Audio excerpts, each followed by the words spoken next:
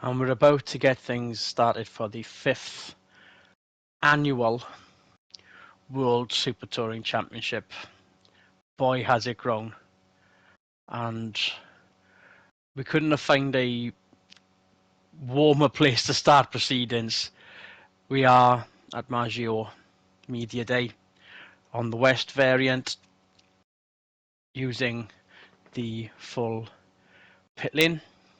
As Swinny tries to get to grips with the drone cam again, we might have just snuck in a car there.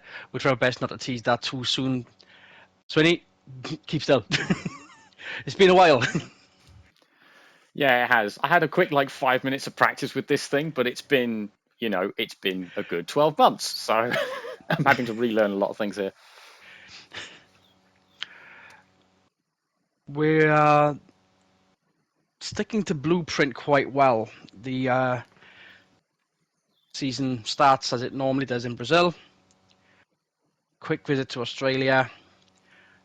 Then the European adventure throughout. Quick flyaway to America. Returning back to Britain, but the final round in Japan once again at Fuji, alongside what will be the second season of the Japanese Championship. That was a fantastic end to season 4 and the inaugural Japanese Championship. Things are going to be shook up a little bit. Volkswagen have bailed out, as well we know. Nobody running anything VW based in the World Championship. A lot of privately run cars in the regional and national championships on the trickle down. And as you might have seen, we may as well get on with it. The grey Ford Focus, what is effectively a brand new car, but is a privately entered team, partially Brazilian input from one of the drivers, American sponsors. 3M have gone, Cobra Racing are in.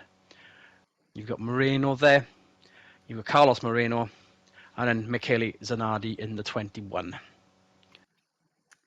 Yeah, so these are brand new Ford chassis that have been built for this team, ready to campaign this season of the World Series. These two drivers, I'm not 100% sure where they've plucked them from, but they've put in some very, very good preseason testing times. So it seems like these cars have got quite a bit of poke to them, and that these drivers have got a lot to prove. So, okay, it's a brand new team with a pair of brand new drivers, but you know what? It wouldn't surprise me if we started seeing these guys towards the front and getting points-paying positions on the regular. I think the other privateer teams are going to have to watch out for these two. And it should add an extra 1,000 to the gate at Interlagos. Carlos Moreno, obviously from Brazil. There, 2-car privately entered team, taking up what was effectively the Volkswagen garage, so to speak. But that means we've now got what is effectively going to be 8 privately run cars alongside 12 factory teams. Let's see the other 6 then. With the news throughout the Japanese Championship that we thought this entry was going to run in Japan, run out of slots. The written here as Red Flag Racing, I kid you not. Let's hope they don't bring that out too often here in what's effectively a third Crown Athlete and a return of Toyota to the World Championship, but in familiar machinery. You've got Zhou Xiang in the car there. Yeah, so young Chinese driver has again proved himself in the actual local Chinese racing scene, and that's where this team have pulled him from. I did speak about this team briefly last year because this was the car that was on display at Fuji that we talked about at the season end of either the Japanese or the World Series feeds. I forget which one it was, but yes, this is the team that is basically a big coming together of several Toyota enthusiast groups that are scattered within South Korea and China and Malaysia and India. They've all clubbed together, got Chaser Motorsports to build them this car, and here they are with it with some good sponsorship behind them. So this looks to be a well-funded team. We know the Crown Athlete is a bit patchy At times, it has flashes of insane speed, and then has other times where it can barely keep up. So we'll see what they can do with this car because it's not 1,000% proven, but can at least finish races. So yeah, again, best of luck to them, I guess.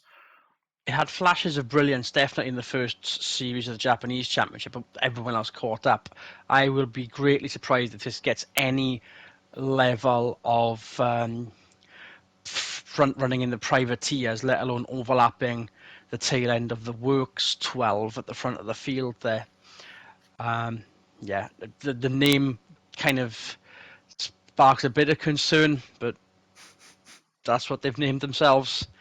All we can say is good luck. Now, Absolutely. that's your new liveries. Now, we're going to come into some consistency here.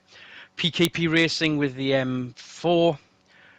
You could tell that a mile off. It's the same livery as last season and the same driver as last season. Marco Kubica, very well in the Euros the season before. Very well the Euro season prior to this event as well. Um, how has his performances um, been to warrant a second year in this car? Well, they did solidly. I mean, as I said, um, this time last season, this was a brand new team and they had a lot to learn, and they've spent that year learning. And Kubica's obviously knows what he's doing with a rear-wheel drive car. He's had a year to get to grips with the bigger M4 over the smaller M2. He's had a year to work on how him and his race engineer do things. So in theory, they should just only move forward this year.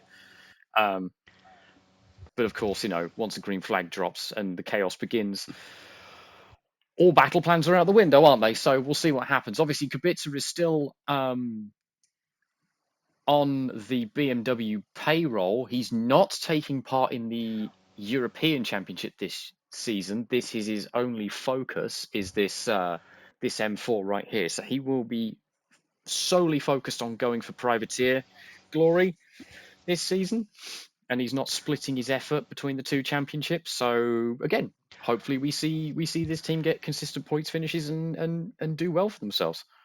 Yeah, that might actually help, especially if, I mean, this is obviously a number order and in privateer number order, and therefore his competition is going to be the next two in front. And speaking of keeping it consistent, well, it's a Hello, Tamiya old friends. Honda of Felix Rydell and Sakon Kobayashi. This, well, they're very happy to be mid-pack or at the back. They'll be very happy in the top 10 as they have done for the last 2 or 3 seasons. What do you reckon? Yeah, so they debuted with the FL5 Civic last year after running the FK8. Honda was gracious enough to get them some new cars. The big news with the Team Tamiya team is they're actually got a third FL5 Civic that's going to be taking part in the Japanese series this year with a British driver by the name of Catherine Hill racing it. So best of luck to her out there in a single car effort. Obviously, they're the the main focus of their efforts is here in the World Series with keeping the same driver lineup since season one.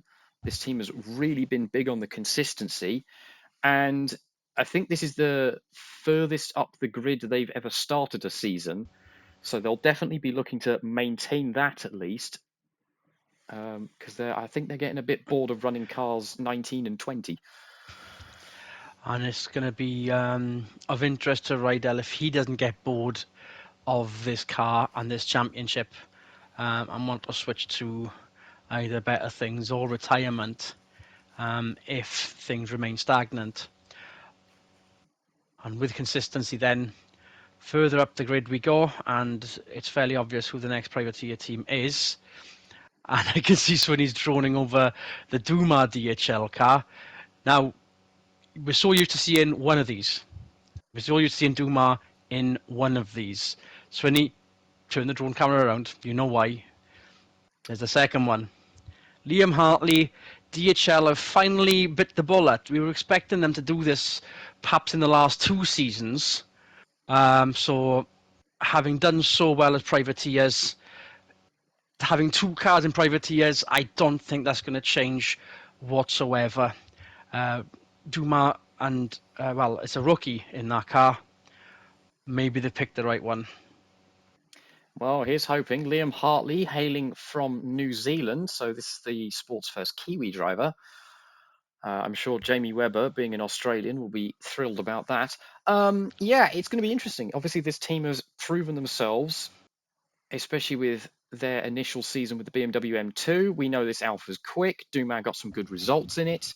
Um, they've got a second one now. I do worry that they might have spread their resources a bit too thin, splitting into two cars. I don't know whether they've fully backed themselves in terms of personnel and crew and all the other extra bits that come with running a car.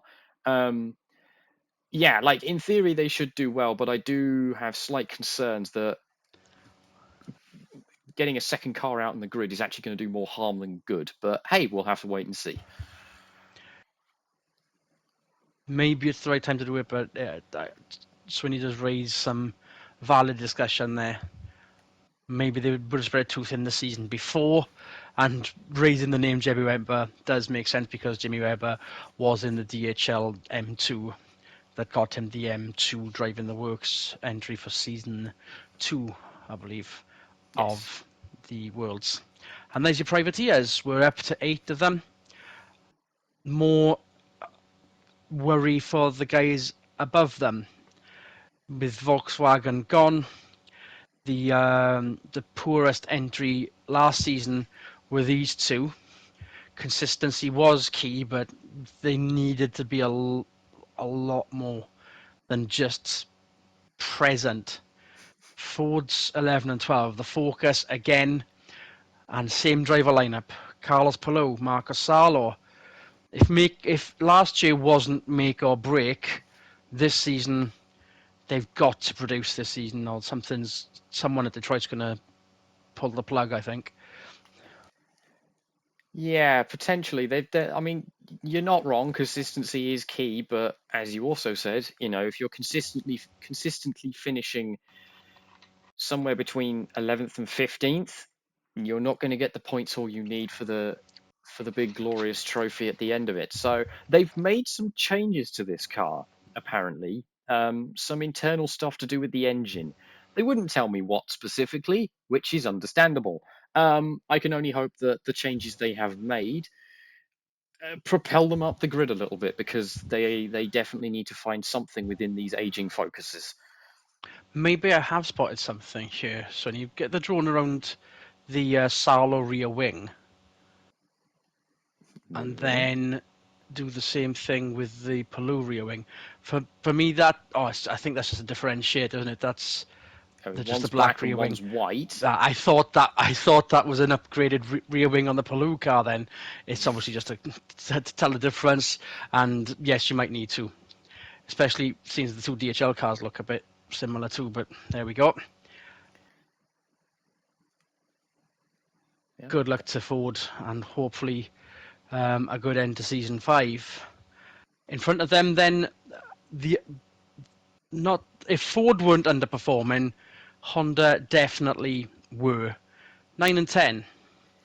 Jason Thompson, Nicky Lammers. Good qualifiers, but not great finishers last season.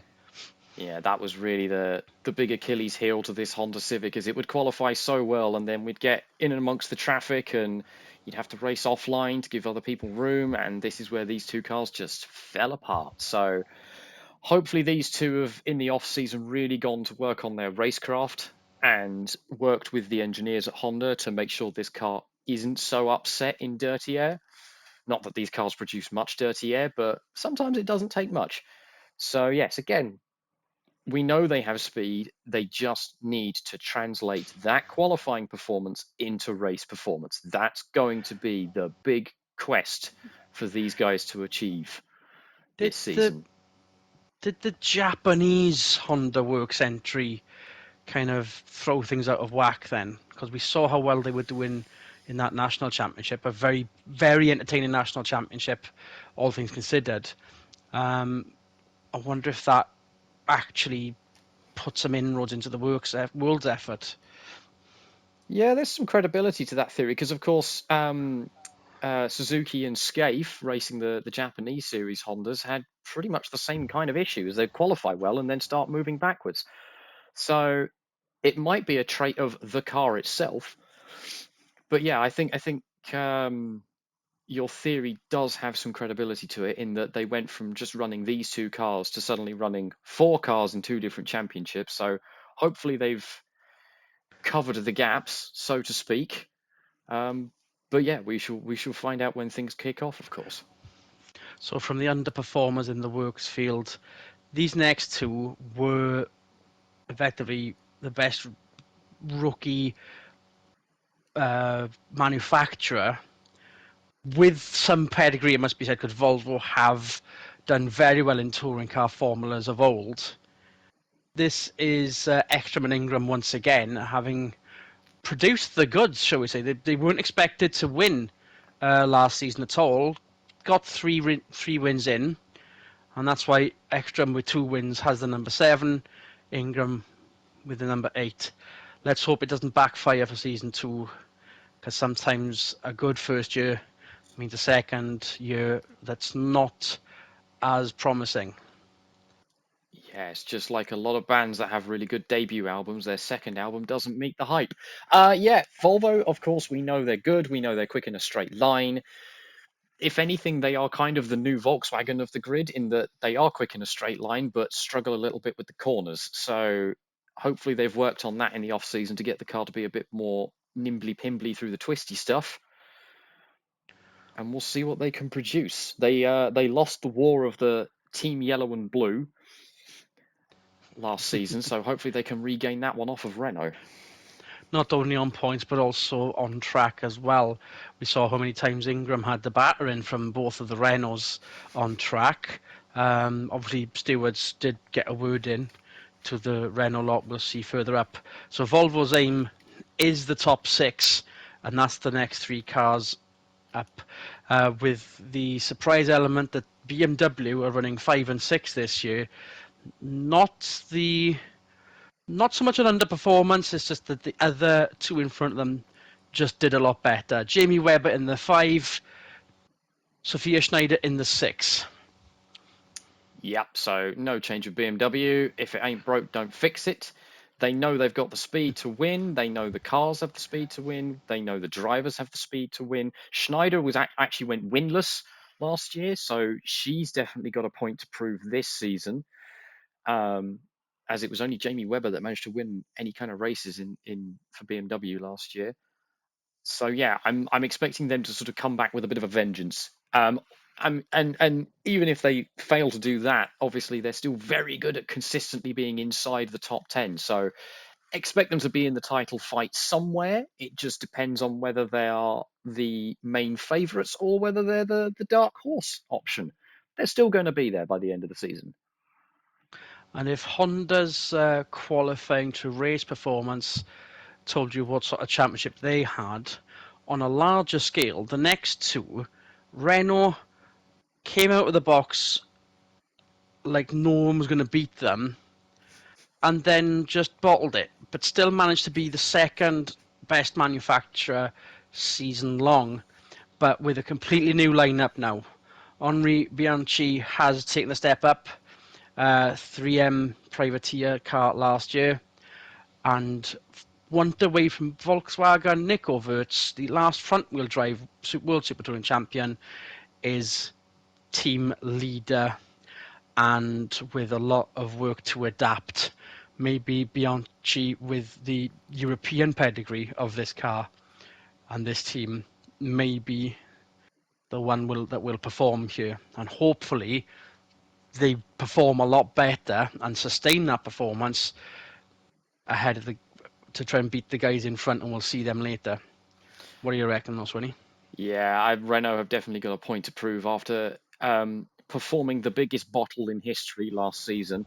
Um, as I said, the cars are lightning fast when they want to be. They just need to get them through some of the more. It's the complexes in tracks. It's the technical parts of tracks that they struggle with. We saw them a lot last season sort of go into an apex of a corner, and then the car would get really unstable, and then the drivers would have a little panic attack and gather it all back up again. I don't think that's on Jean Aiello or Marc Gachot. That's definitely on the car.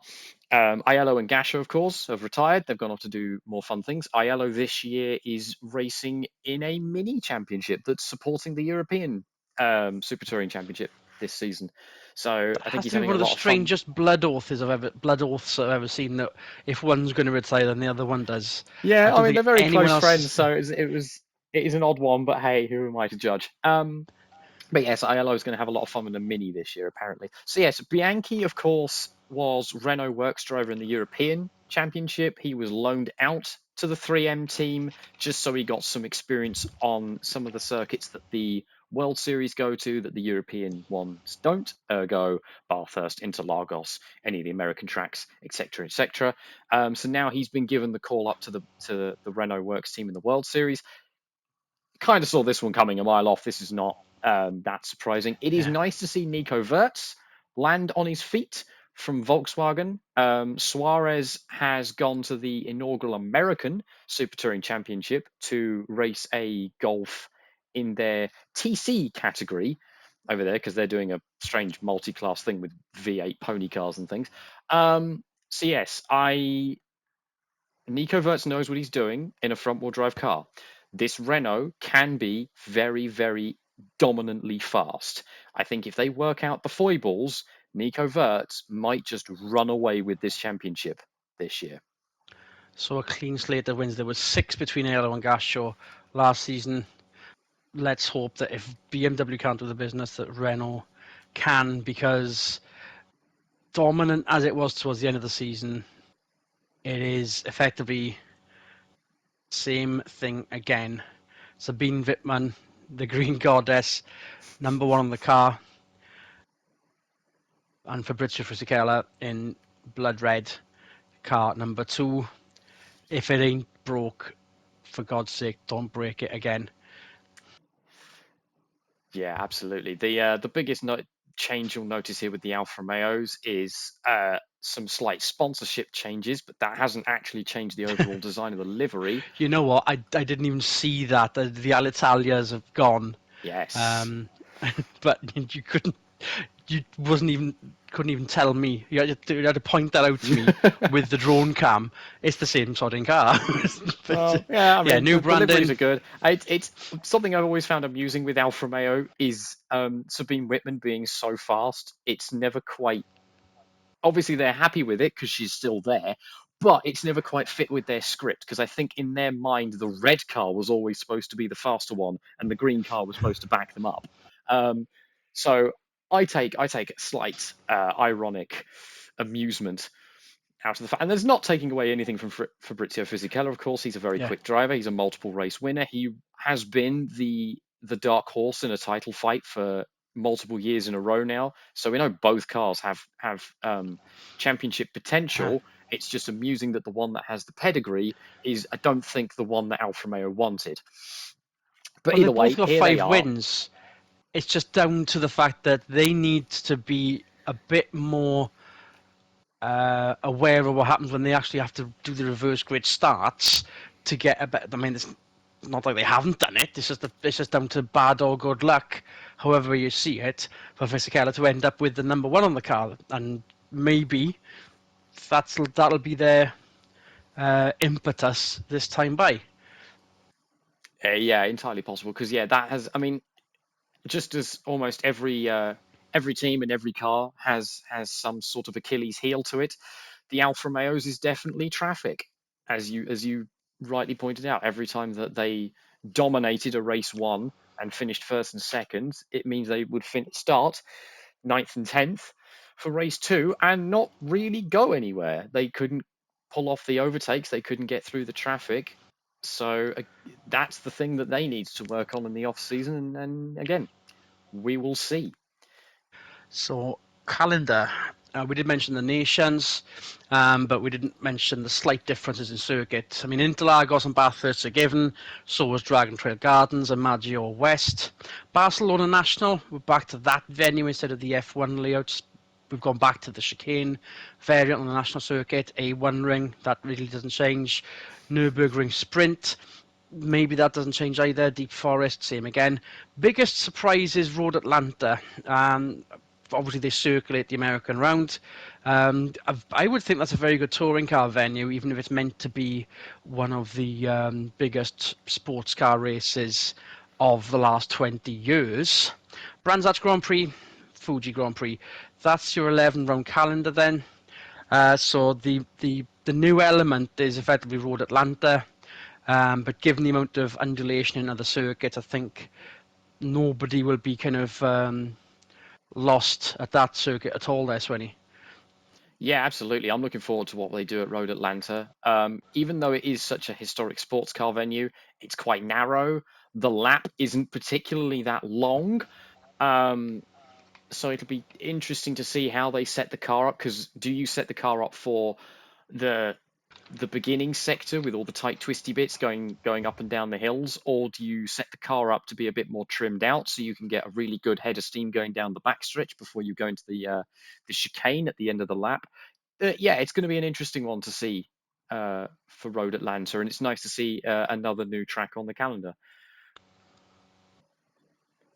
They've gone with what works, and what works is a bit of consistency.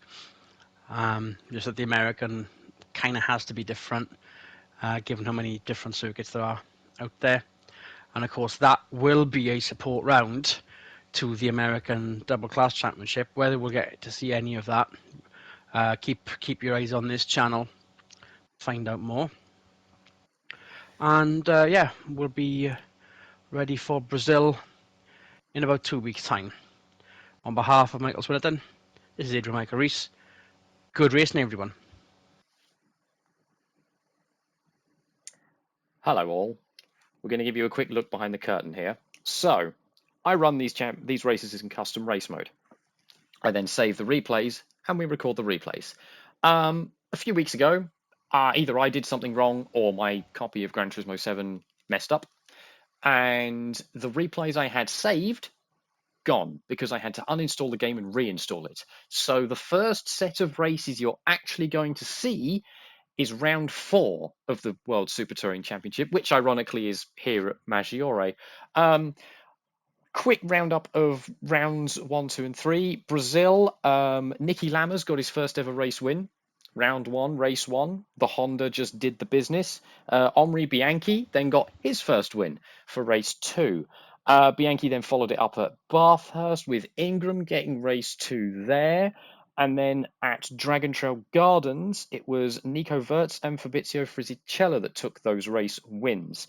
So that's already we've got some fun storylines happening there. The DHL cars have failed to score any points, so they are plumb last as we go into round 4 with not very much to show for it, but it's the iRacing sponsored Ford Focuses at the back there with Michele Zanardi actually getting second place for race 2 at Brazil. Those two privateer Ford Focuses have been completely outperforming mine and everybody else's expectations for them. So that's something to look for moving on. But yes, as I say, we will be starting this with round 4 of this series. Apologies for that.